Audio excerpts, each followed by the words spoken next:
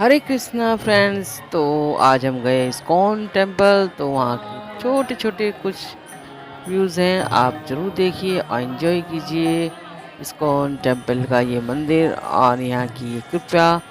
तो आपको बहुत पसंद आएगी। हरे कृष्णा फ्रेंड्स, एंजॉय करते रहिए।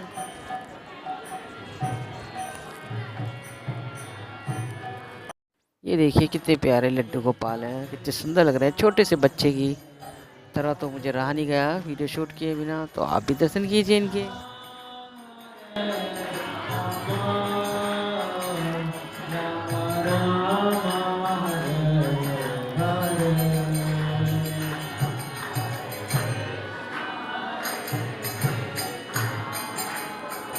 और शाम का टाइम था तो ये स्टार्ट हो गई तुलसी आरती। तो तुलसी आरती का भी आप दर्शन कीजिए और एंजॉय कीजिए।